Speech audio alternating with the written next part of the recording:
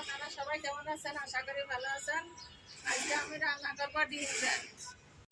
পেঁয়াজ, আদা দিয়েছি, রসুন মিক্সারে মিক্স করে নেব। আমি এই বাটি 2 বাটি চাল নিয়ে নিয়েছি, আর এই বাটির আমি 3.5 বাটি জল গরম চাল ভালো করে ধুয়ে জল ঝরাতে দেবো 1 ঘন্টা। আমি ডিম আলু সিদ্ধ করে নিয়েছি, লবণ, হলুদ। এখন আমি ডিম দিয়ে দেবো। আমি ডিমগুলো ভেজে নেব। লাল লাল করে ভেজে নিয়েছি, আলু লাল লাল করে ভেজে নেব। সব দিয়ে নেব, পেস্তা ভেজে নেব। এই বাটি 2 বাটি চাল নিয়েছি, আর 3.5 বাটি জল আমি গরম করতে বসিয়ে দিয়েছি। আমি রাঁধুনি মশলা দিয়ে বিরিয়ানি রান্না করব। এখন আমি বেটে রাখা মশলাগুলো দিয়ে দেবো। লবণ, 1 চামচ চিনি, লাল মরিচের গুঁড়ো, গরম মশলার গুঁড়ো,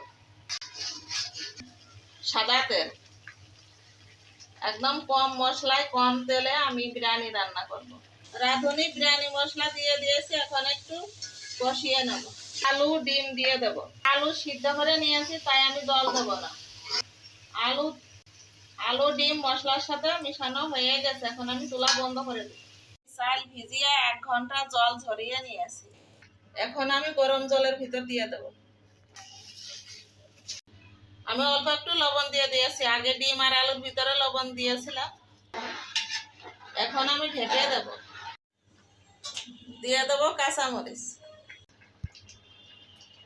দিয়ে দেবো আলু ডিম, তাদের সাথে মিশিয়ে দেব। দিয়ে দেবো ঘি, 2 চামচ ঘি, বেরেস্তা। এখন ঢেকে দেবো একদম লো হিটে। আমার এই ডিম বিরিয়ানি যদি আপনাদের ভালো লাগে থাকে, প্লিজ লাইক করবেন, শেয়ার, সাবস্ক্রাইব করবেন, পাশে থাকবেন। আর এই দেখুন কি সুন্দর ঝরঝরে হয়েছে।